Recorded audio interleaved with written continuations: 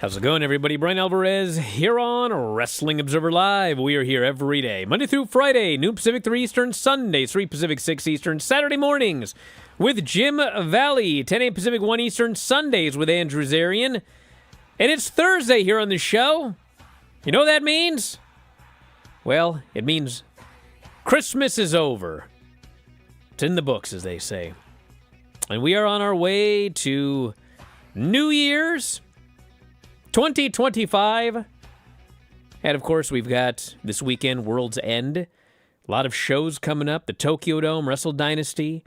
A lot of stuff. So we're going to talk about what's going on and what's happened over the last couple of days, including that Dynamite show on Christmas night, which was awesome.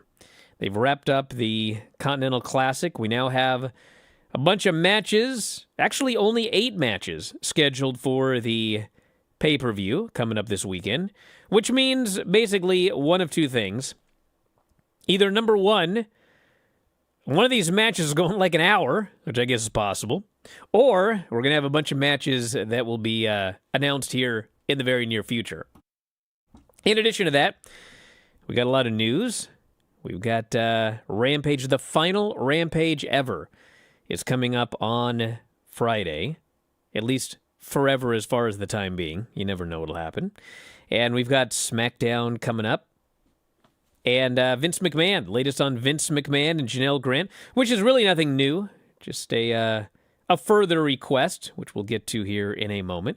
We got some ratings, and as it turns out, and we talked about this, the Collision lead-in was enormous, and it led to the show doing, I believe, the second best number it's ever done, a number which will almost surely beat this past Wednesday's Dynamite on Christmas night. So we'll talk about that and Raw and so much more. And, of course, we'll take your text messages, emails, etc. I'll give you all that after the break. Mike Sempervive joins us, and Vinny Pacifico will join us in the final segment of the show. He's got a lot to talk about. Back in a moment, Observer Live.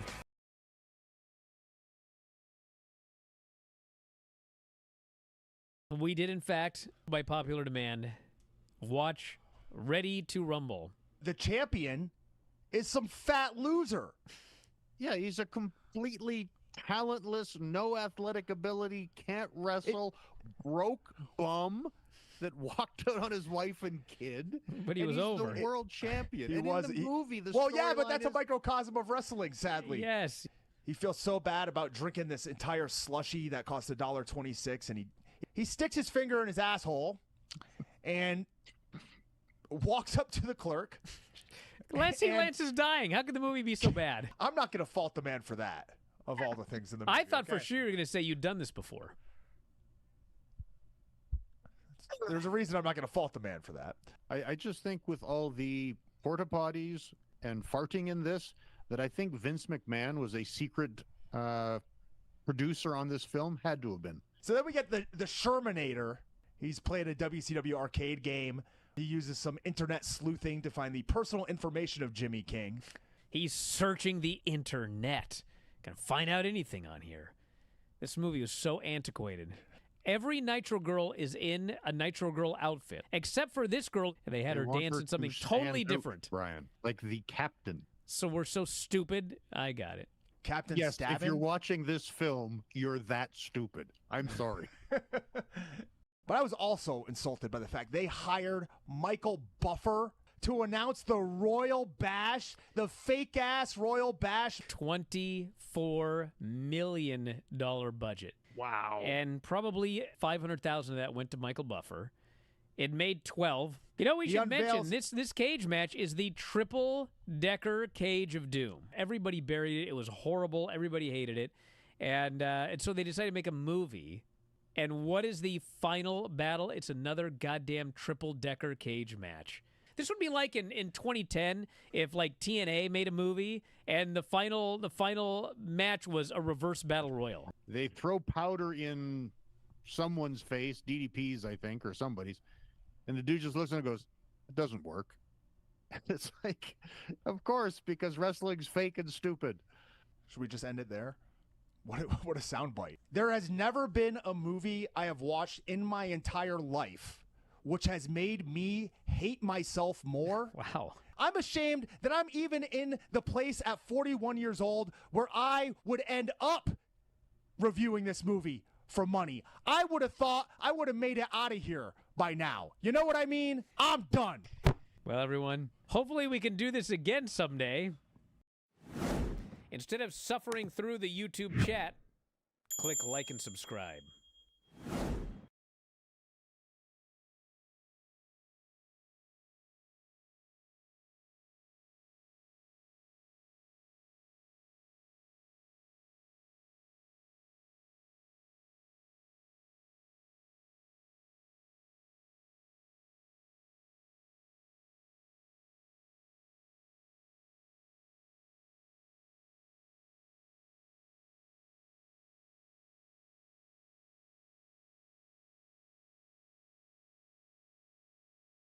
Back on the show, Bryan Alvarez here, Wrestling Observer Live. Mike Sempervive, also WrestlingObserver.com. Yes, we're here, and it is the day after Christmas. But I know I said in the opening segment that Christmas was over, and I was wrong. You're going to have to do Fun Friday alone tomorrow, Tom. Granny's Christmas was, or not Tom, Mike. Granny's Christmas was booked, of course, during the show on Friday. Because, I got nothing to do. Granny's Christmas? Yes, we are all going to Granny's elderly living home, whatever it's called. And we're having... Assisted living? Or what? It's not assisted, believe it or not. Okay. She doesn't need assistance. I don't know how. But we're going to go there at noon. It's a nice retirement community. Well, yeah, that's surely what they say. Upscale if you're paying for it. Well, I'm not paying for it, but it's upscale, dude. Golly. I don't know why she didn't do this 10 years ago. Has she caused 30 years ago.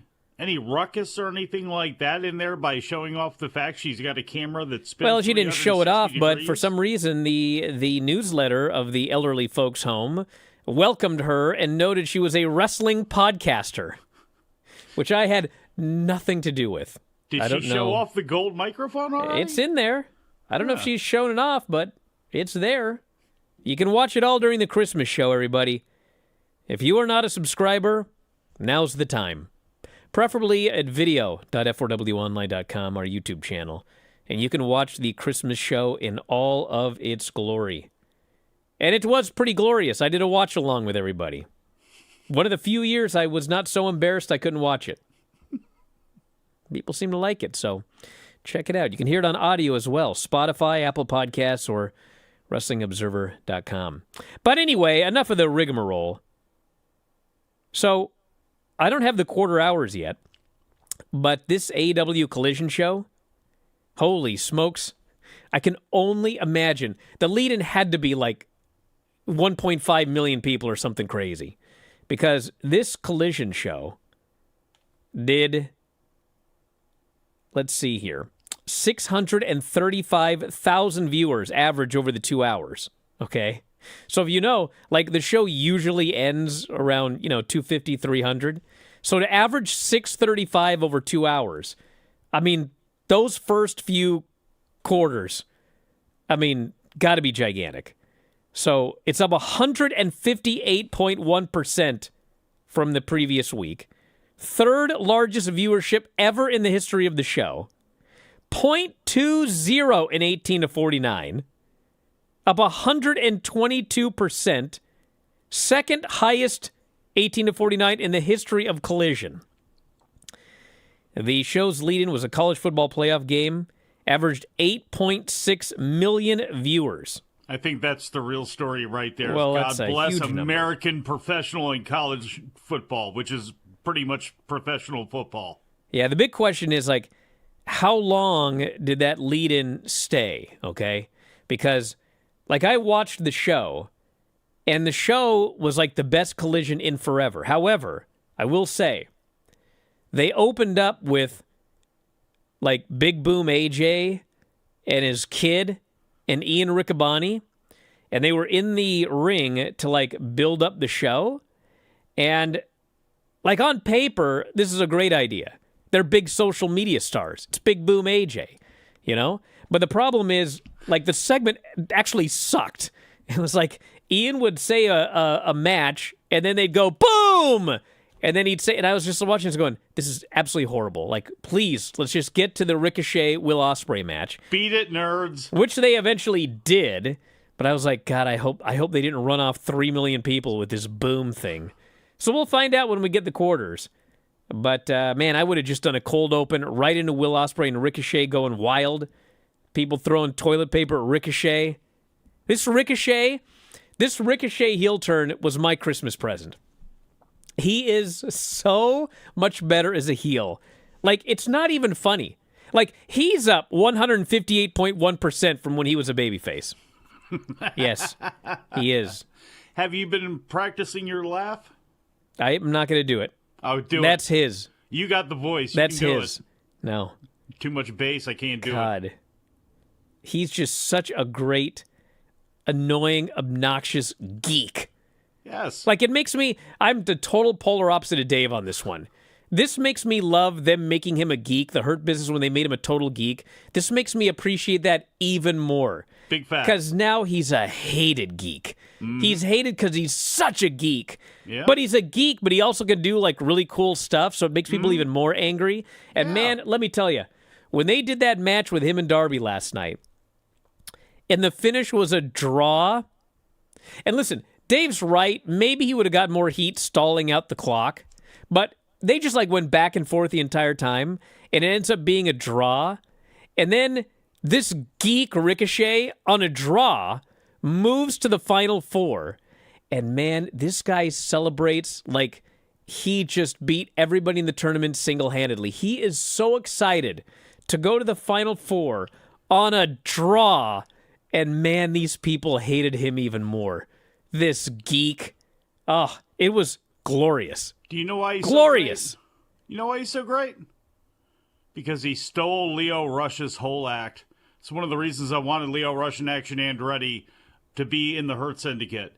Was because when Leo Rush was with Bobby Lashley, he was perfect. He was mouthy. You wanted to slap him, but he could do cool stuff. But he could be the guy that gets bounced around as somebody is working their way up to get to Bobby Lashley. And only having Shelton Benjamin around, you can't do that, especially with the way Shelton Benjamin has been wrestling. Start protecting that guy. But Swerve's already beat him. But Swerve and Ricochet, as Swerve gets to Bobby Lashley, I love that idea. I think it's a perfect fit right now. Ricochet needed something, because without it, what would he be? He'd be a guy doing awesome, fantastical moves and having banger matches, and have it mean nothing. So this is a good layer that he's put on his personality, and we'll see how everything works its way forward, but I think this has been a very good start. This guy here says dorky Kurt Angle from 2002 to 2002 was the best. Well, as far as like, I'll put it this way. He was entertaining. That character was incredibly great, the character, okay? But there's a big difference. And that is that he had the potential to be like an absolute tippy-top main eventer in WWE, and that did hold him back.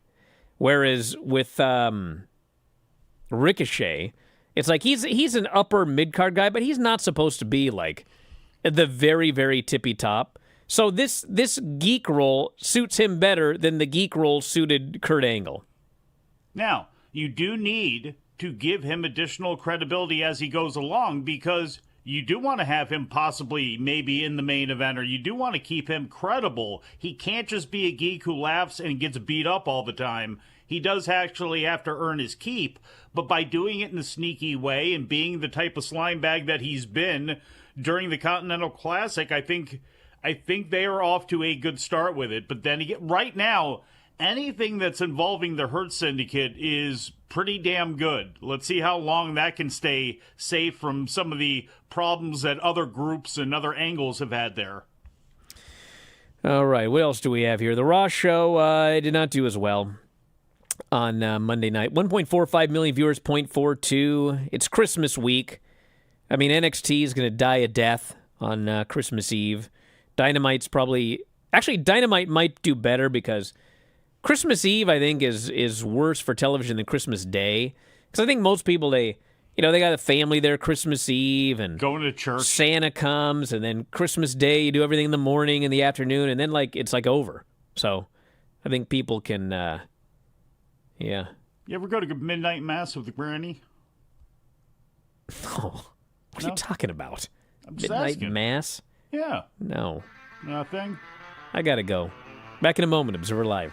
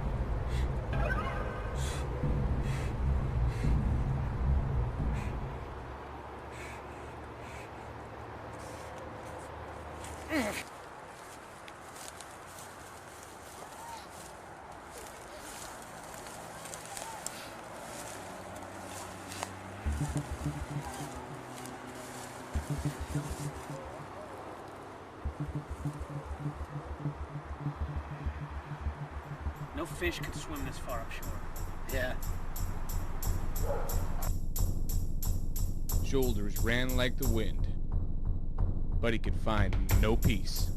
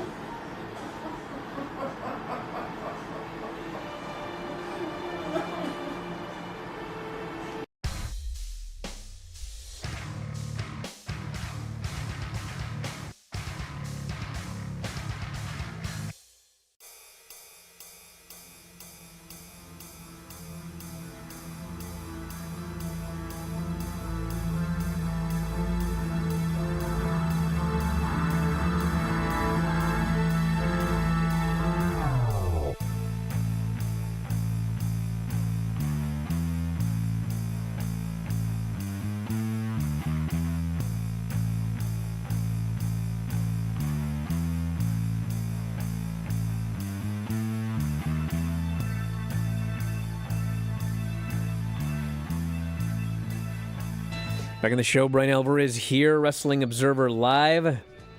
Mike Sempervive, also of WrestlingObserver.com. Lucha Gato here says, that Raw stream better be flawless every week. I'm not watching mid in 540p. Well, 540. 540. A couple of things here. In mid? Come on now. Well, first off, listen, I said this before with the Mike Tyson thing. Bro, whatever issues you had with Mike Tyson and Jake Paul, you ain't going to have these on Raw, okay? You ain't going to have 60 to 120 million people watching Raw every week. And literally, as Triple H said, if we have that problem, I'm fine with it. But they're not going to have that problem. So the stream is going to be fine, number one. And, I mean, the bigger issue to me is like, am I going to be able to fast forward this stupid thing? And I was told from people that watched the Tyson stream late, that you can start from beginning and fast forward. Thank God. But somebody alert Christian, you can't fast forward when it's live. Yes, you can. It's a future edition coming 'Cause he's up an on idiot. After Dark. Just like you. Cannot fast forward I was trying to live plug television. Your stupid After That's Dark coming show, up, which is everybody. coming to Sports Byline. But you're not going to be able to fast forward that one live either. You got to listen to all of it. And you're going to want to starting January 8th here at Sports Byline. Yes. So the latest on Vince and Janelle Grant is not much. Vince and WWE filed court documents seeking arbitration, which they've been wanting the entire time. McMahon requested... Oh, by the way, sorry, but this text just came in as I was reading that. Brandon says the stream worked just fine for the football game on Netflix yesterday. No problems. So I don't think Raw's going to have as many viewers as your average football game on Netflix. So I don't Unless they think have we've Beyonce got on. anything to worry about. McMahon requested the court, quote, for an order compelling arbitration of this matter, while WWE did the same, which is their second time attempting to secure arbitration, and the first since this past March. The company specifically cited that since the 6-month federally mandated pause, that was a fast 6 months, by the way, ended on December 11th, so did the decree to deny all pending motions to go to arbitration. So, it says here, simply put, Grant has no claims actionable in this court because the separation and non-disclosure agreement she signed with McMahon contains an arbitration provision that unambiguously precludes this court from adjudicating her claims. In particular, she agreed the sole and exclusive legal method to resolve any and all disputes and or controversies is to commence binding arbitration under the Federal Arbitration Act. So, all I can say is this, okay? Forget being on one person's side or the other, or believing one person over the other, or any of that, okay? I mean, it seems to me, and even reading this like on day one, whatever you think of anybody involved, I mean, it does appear that everybody agreed initially that if there were any issues, that it would go to arbitration. And that did not happen. So I'm not saying anything about who was in the right, who was in the wrong, or anything. But if I had to guess, my guess is it probably is going to end up going to arbitration. At which point we'll never hear anything about anything. But my gut is that is where this is probably heading. But we shall see. You know, we'll see. She could sue him for something else, could she not, though? Well, sure, of course. And that is civilly, and there is still a chance because that 6-month stay was asked by the Southern District of New York for a non-public investigation that they were doing. We still have to see what might happen there. So it may not be the last we hear of it, even if it does go into arbitration, because, again, he may be brought up on charges somewhere else.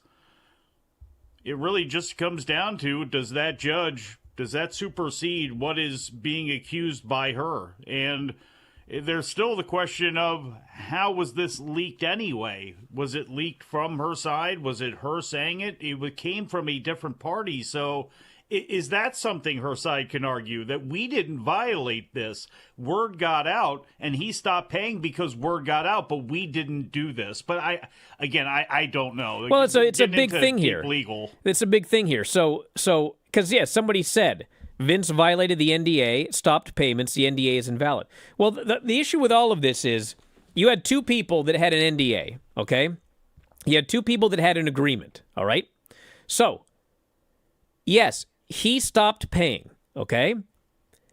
His claim is that he stopped paying because the story got out, and his claim is the only way that it could have got out was her, okay? Now, if you look at everybody involved in one way or the other, she's not the only other person where this could have gotten out, okay? So his claim is, I stopped paying because, the word got out from her.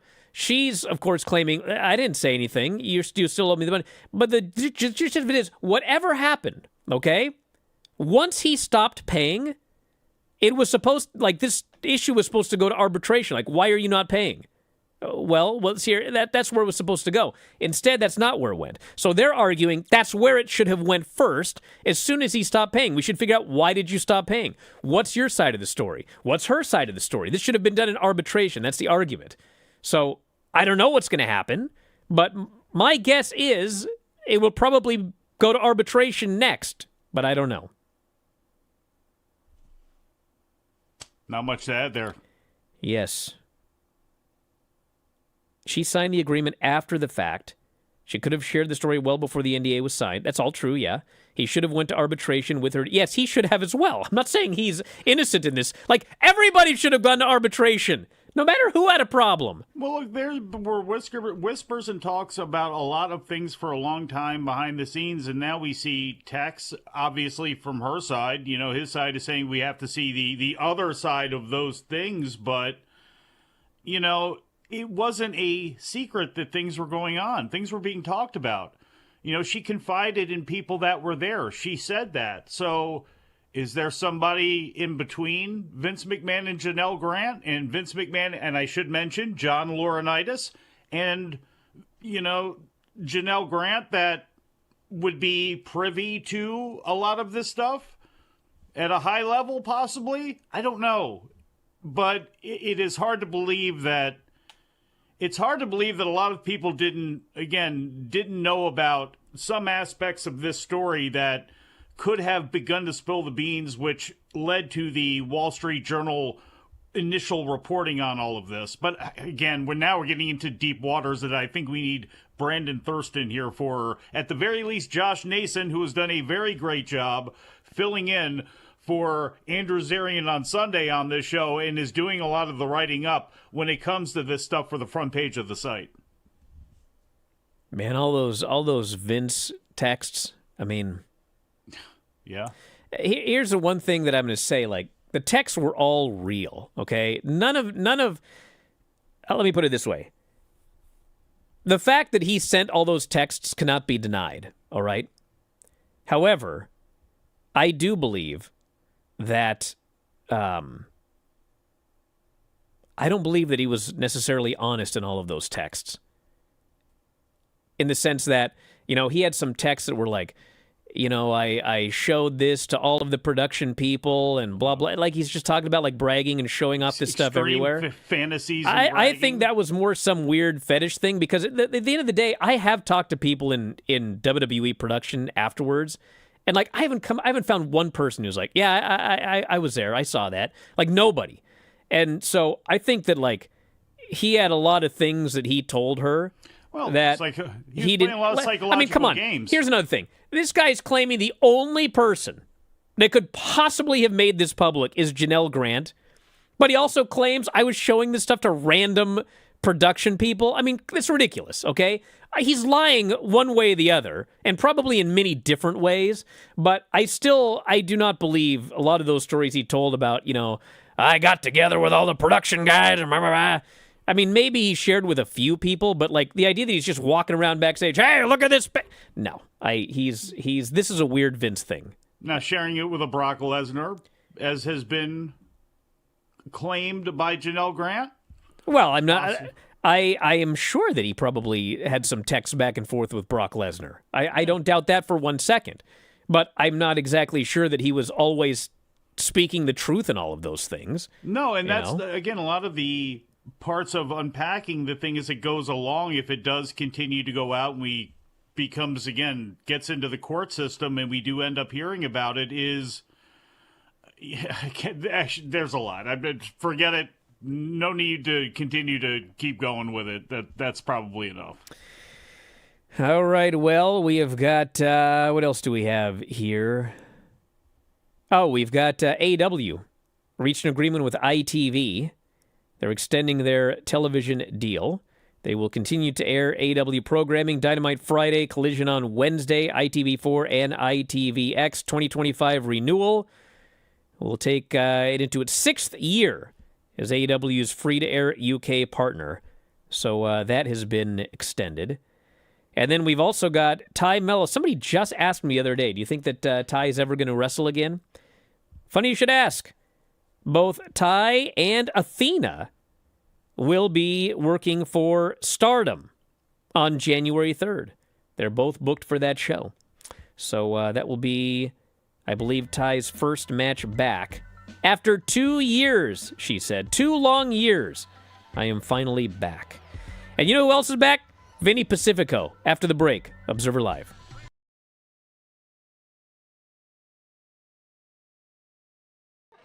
Because I've always known from day one, you are world championship caliber. I knew from the very beginning, you had to come up some, and you've come up a ton in the last few years.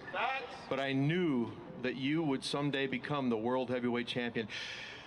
Sometime in 2025, I am predicting this is the future AEW world champion right here. And who knows, maybe you'll be a world champion at Globe Life Stadium 2025 at All In. And you know, I've been known to, even though I'm retired now, show up. So the only thing that I can say, no more matches, but my eyes will be watching for sure. And as far as me coming here to All In next July, all I can say is the only thing for sure about Sting is nothing's for sure. That's right. Wait a minute. Thank you, Texas. Wait a minute. Do you mean one more match? You mean you're gonna jump off the balcony onto the table? Stop it, Tony. Stop it. There was one time he jumped off the. I think it was when we were in Orlando, and he jumped off through a table. I went, "What the hell are you doing?" He said, "That one's for you." I said, "Okay, thank you very much." Everybody keeps saying, why do you make Sting do this? I'm like, you can't call it peer pressure. He's like 30 years older. That was all his idea. That was all. I never told him to jump off a balcony. That's all him. Well, it wasn't new to me either. You remember Sid Vicious, you know? 6'10", press me over his head, throw me out of the ring and to land on the floor or land on a table. I mean, it's not new to me. Come on, I've been falling through stuff for a long time. Everybody was like, Sting's run, he's going so crazy in AEW, he's doing the craziest stuff. It's all Darby's fault. I say no, I didn't know. Well, it was for you fans, I promise you that.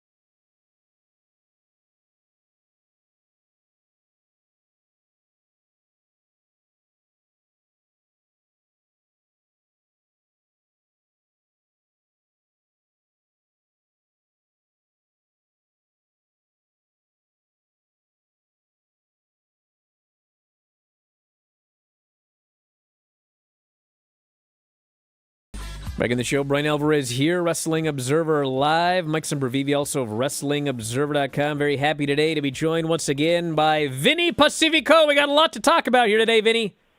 What's going on? Yes, we do, Brian. Thank you very much for having me. Why do I know so many Vinnies in my life? I don't know what's happening. Good Italian folk. Taking over. How was your holiday?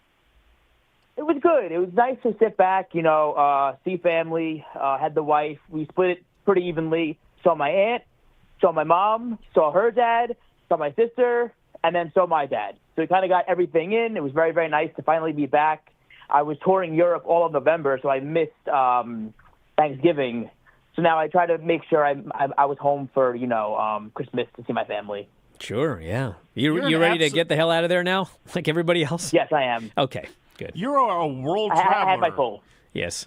I just saw you worked in Puerto Rico. Am I going to have to get a WAPA subscription? Am I going to have to get that to watch you now in World Wrestling Council? You were just down in Puerto Rico earlier on this month. You really are going all over the place. Yeah, thank you. Yeah, it was just a really fun experience being out there, and so I went right from Europe from November right to Miami to film 2 movies, and then from there to Puerto Rico. WWC. That was an amazing experience. Very, very busy week, but I feel like really worth it. Very rewarding, and it just felt everything came together. So it was really, really special for me. This MJF fella, he's all excited because he got to do 1 movie. He's like in this Happy Gilmore 2. And apparently there's like a lot of Happy Gilmore Juniors. But you, Vinny, were in 2 movies. Tell us about him. Yeah, I mean, MJF does some really cool stuff. So I will, I got to give him credit. Don't kiss up to that guy. No, but I got to do 2 really special movies. Pretty much they are. So there was a movie in 2006 called The Secret. It's a very influential movie about a bunch of people who they come together and they get interviewed, and pretty much it's about their story, their mindset, how they deal with everyday life. And it just takes all these people and just... Is it based on that book? Yes, it is. It's a branch Very from those famous book, yes. Yes. It's a branch from those movies. And these people, I got to be alongside Khalila Ali, Muhammad Ali's ex-wife, Les Brown, Dr. Joe Vitale, Dr. Bruce Lipton. So these people are, and then you throw in a wrestler, right? But it was really, really cool to apparently be surrounded by those guys. Yes, apparently they did throw in a wrestler. So this is less a film and more like a documentary. Yes. Two of them, pretty much. 2 documentaries. A bunch of people come together, and that was it. We filmed a whole 2 big days, and then now we're gonna start up production and premiering. Now, were you familiar with the book, or then you sought this out, or have you been trying to get in to do more acting roles? No, so I'll tell you, I have an entertainment manager who's helping me with my sponsorships and my movies and commercials, stuff like that. Like pretty much a non-wrestling manager, and he's kind of taking care of like any opportunities that come in via movie, commercial, sponsorship, modeling, stuff like that.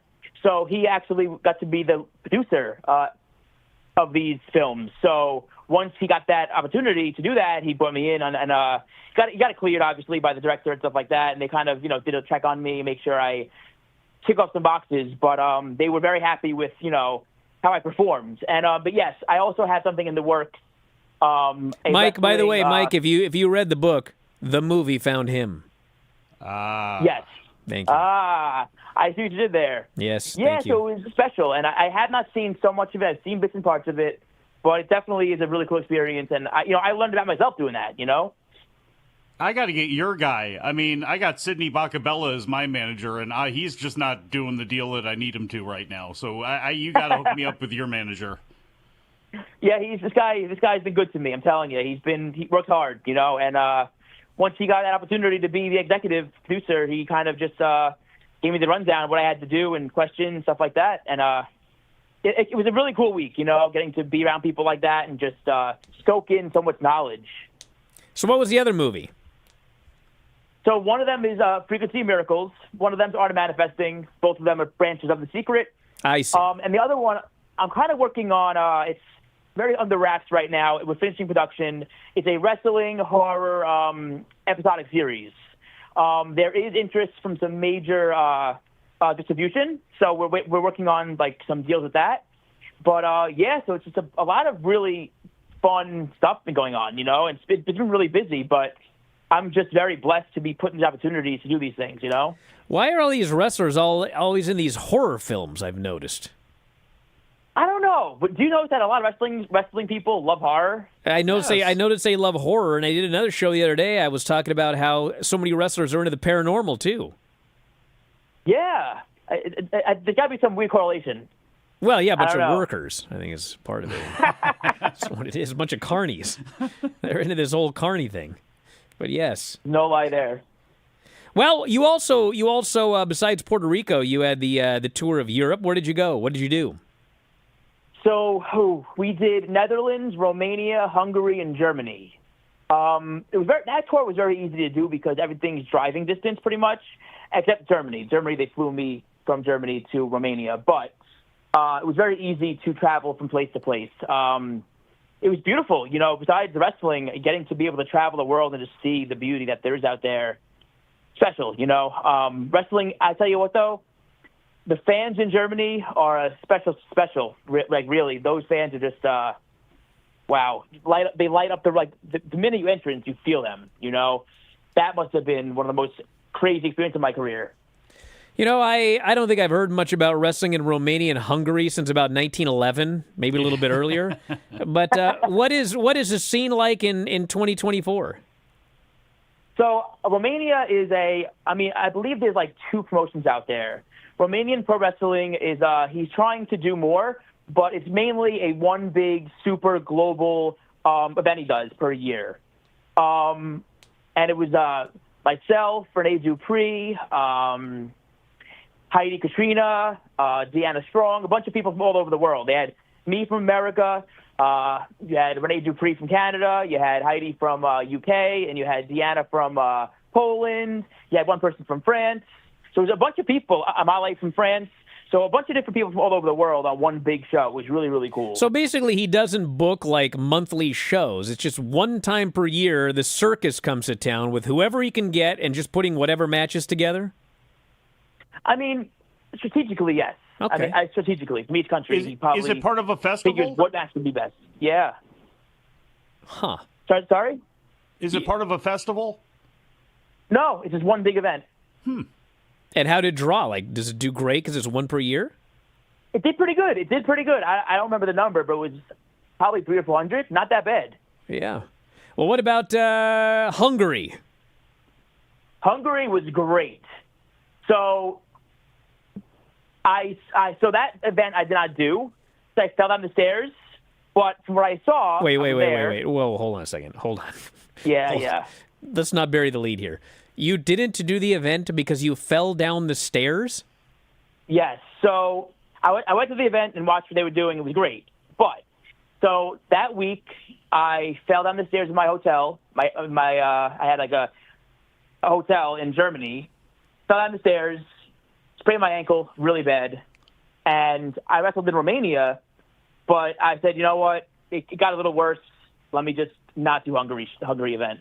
So pretty much didn't do Hungary. I enjoyed Hungary. I traveled in Hungary. I really enjoyed my time there, but I did not wrestle that event.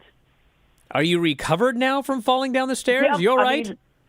Yeah, I'm wrestling on it now. It hurts still, but I'm pretty fine. That I fell down the stairs, my face, I started sweating, and I almost threw up. It hurt so bad. Wow, that sucks. Yeah, Are you sure you didn't get a concussion? It was terrible. Say it again? You sure you didn't get a concussion? I mean, I hope not. I think so. I mean, my ankle was swollen 2 days later. The day after, I was fine. 2 days later, it was black. I'm like, oh, this isn't good. That's not good. Have you gotten it checked out?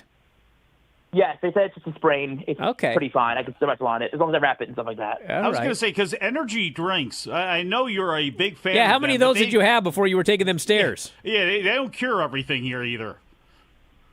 Sadly, I was tweeting on my phone. Oh. And I missed a step. Yep. Oh, yep. no. Were you going up or down? Down. Me and my wife were walking down. My wife couldn't help but laugh. Sadly, it was a funny fall, I will say.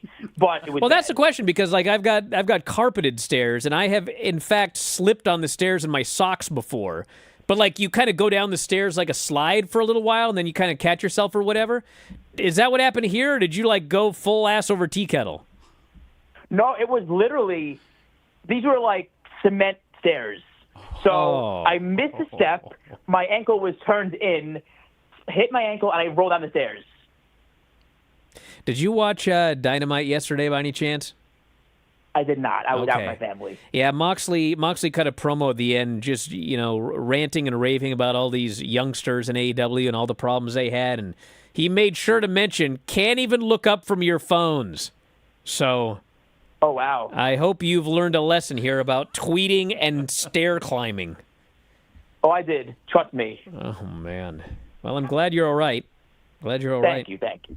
So going overseas in, Europe and Puerto Rico and everywhere else, I mean, speaking of AEW, Anna Jay went to Stardom, and it was actually only for a very short period of time. It was like a week or two or something, and maybe a little longer. But, man, she came back noticeably better with just a very, very short amount of time somewhere else. And how have you felt in terms of your own improvement, having worked all of these international events? I definitely think working in the UK is a very, very big help. I mean, obviously, wherever you work overseas is great because you learn different styles. You get to, just do different cultures and learn what different crowds want, of course. But I believe working in the UK has been great for me because I love grappling and British style wrestling, so I get to do more of that. And in the UK, they wrestle more events. So they do like 4 a week, 5 a week. That's where I'm able to really, do a lot of different type of matches, see what works, see what doesn't work, So I definitely believe traveling overseas for any wrestler is beneficial, no matter what, right? Obviously, if the promotion's good, you want to do that, of course. But I believe working, and in France, I will say France is a very underrated country for pro wrestling. Very underrated. In what way? The talent out there is incredible. So, like, these are names that, like, unless you're, like, super, super hardcore into the French wrestling scene, like, these are people we've never heard of. There's actually Amale was in WWE NXT. Blanco, he works for a lot of places out. Yeah, no, I mean, Progress. Like, a lot of these guys, there's some guys that are top guys in France, of course. But yeah, a lot of the people, some of them don't branch out of France. Sure. For me, whenever I'm asked advice, I always say, get out of your home area, get out of where you live, and just travel and just be elsewhere. That's why I believe why I am where I am is because I don't just stay in one spot. I try and take every opportunity I can to get out of where I am and work all around the world. Well, I mean, that is good advice because especially it depends on where you are anyway. I mean, some places, if you stay in your home area, you're at least getting a lot of work in promotions people know about. But sometimes you're working somewhere where if you don't get out, no one's ever going to hear about you. Stand by for 1 sec. Back in a moment. Observer Live.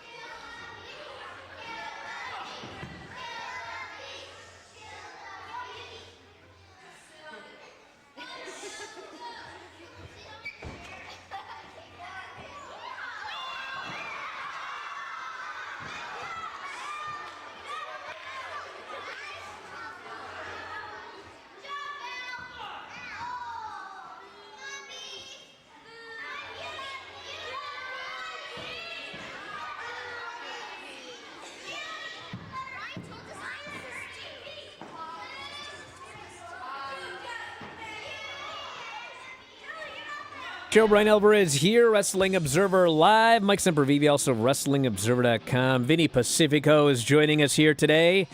And you got a lot coming up, and we got 90 seconds. Let's tell everybody about it. Let's do it. So we got pretty much 2 movies coming out. There'll be red carpets in March, April, probably premiering on Amazon, Peacock, and possibly Peacock, Apple TV and others in April. We got some other acting stuff in the works, really fun stuff. Appearances in Texas, Florida, Cali, and Oregon in the next few months, and much more, possibly back to Puerto Rico. And, so just if you're following, my Instagram is Vinny Pacifico, Twitter is Vinny Pacifico1, and Facebook is Vinny Pacifico. Things are going to get a lot of fun, so let's keep going, baby. Hey, you know, me and Filthy Tom, you ever wrestled Filthy Tom Lawler?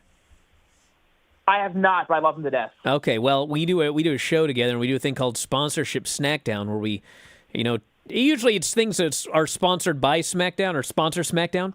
But what's a good energy drink? He's a big fan of those. Which one should we try on one of our shows? You should try. Try the Monster Teas. There's a tea Monster. It goes down a lot easy. Like try Peach Monster Tea. Peach Monster tea. Yes, it goes down like nice iced tea. All right. And gives you energy. All right. Well, this is our number one energy promoter here, Vinny Pacifico. Yep. So. Yeah, of course. All right. Well, we'll try that one. Well, hey, thanks again for doing the show today. Best of luck with everything. And once that red carpet hits, let's do it again. Sounds great. Thank you very much for having me. Be safe, guys. All right. Thanks so much. And, of course, thanks, everybody, for listening. We'll talk to you next time. Wrestling Observer Live.